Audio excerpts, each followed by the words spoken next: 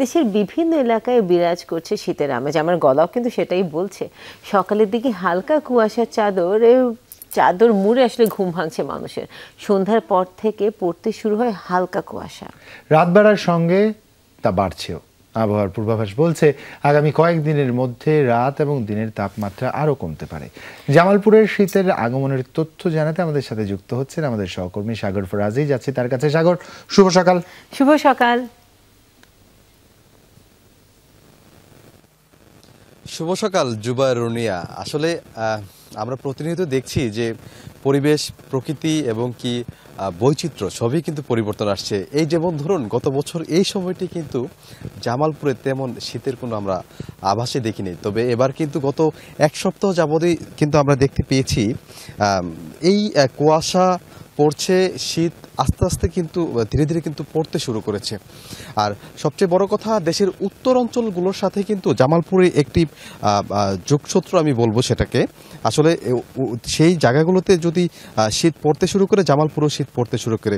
আসলে জামালপুরের শীতের আগমনী বার্তা জানান দিচ্ছে, এটা আমরা দেখতেই পেয়েছি। আমি সকালে আসছিলাম, এখানে কুয়াশা ভরপুর ছিল, এখন কিন্তু একটু বেলা বাড়ার সাথে সাথে কিন্তু রোদও বাড়ছে। তো সেই জায়গা থেকে কিন্তু শীতও কিন্তু কিছুটা ধীরে ধীরে পড়ছে। আর একটি বিষয় বলি যে উত্তরের ভারতের মেঘালয় রাজ্য, গারো পাহাড়, উত্তর পশ্চিমে যমুনা আর জেলার বুক চিরে বয়ে যাওয়া ব্রহ্মপুত্র নদের প্রভাবে জামালপুরে এমনিতে কিন্তু শীতের প্রভাব একটু বেশি দেখা যায়। তবে বর্তমানে কিন্তু জেলার সন্ধ্যার পরে শীত অনুভূত হচ্ছে, আর যা থাকছে ভোর পর্যন্ত। জুবাইর, একটি বিষয় বলি যে এই জেলার কিন্তু 4টি উপজেলা নদীমাতৃক, বলতে গেলে আমরা বলি যে নদীর তীরবর্তী। সেই জেলাগুলো থেকে আসলে কিন্তু শীতের প্রকোপটা সবচেয়ে বেশি পড়ে থাকে।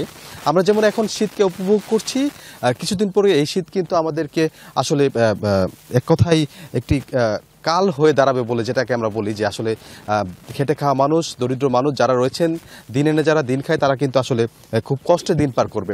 আসলে আমি যদি একটু একজনের সাথে কথা বলতে চাই, এই শীতের আবহাওয়া এখন কেমন, আর আমাদের এই জামালপুর জেলায় শীতের মাপকাঠিটা আসলে কিভাবে দেখা হয় আর কি? আসলে এই হেমন্তের মাঝামাঝি এসে আমরা গতবারের চেয়ে এবার শীতের আবহাওয়া এবং আমেজটা লক্ষ্য করছি।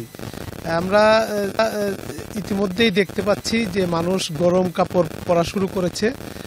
বিকাল থেকেই শুরু হওয়া শীতের অনুভব আমরা লক্ষ্য করছি এবং ভোর পর্যন্ত চলে এই অবস্থা। কিন্তু দিন যত যাচ্ছে, এবারের যে আমরা আশঙ্কা করছি যে শীতের তীব্রতা বাড়বে। শীতের একটা আমেজ আমরা আছি, নবান্নের উৎসব, পিঠাপুলি, এগুলোর আয়োজনের প্রস্তুতি, পাশাপাশি মানুষ আতঙ্কের মধ্যেও আছে যে তীব্র শীত যদি পড়ে তাহলে দরিদ্র বা পথের মানুষ যারা, সাধারণ মানুষ যারা, তাদের দুর্ভোগের তৈরি হয়। গতবার আমরা লক্ষ্য করেছি যে মানুষের দুর্ভোগ চরম আকার। এবার যে আবহাওয়া বলছে, গত বন্যা থেকে শুরু করে প্রাকৃতিক যে বিপর্যয়, জলবায়ু পরিবর্তনের যে ধারাটা, এটা এবার যদি আগের চাইতে বেশি হয় তাহলে দুর্ভোগটা মানুষের বৃদ্ধি পাবে। বিশেষ করে শিশু এবং বৃদ্ধদের যে নিউমোনিয়া থেকে শুরু করে অন্য অন্য রোগের প্রাদুর্ভাবটা বাড়বে।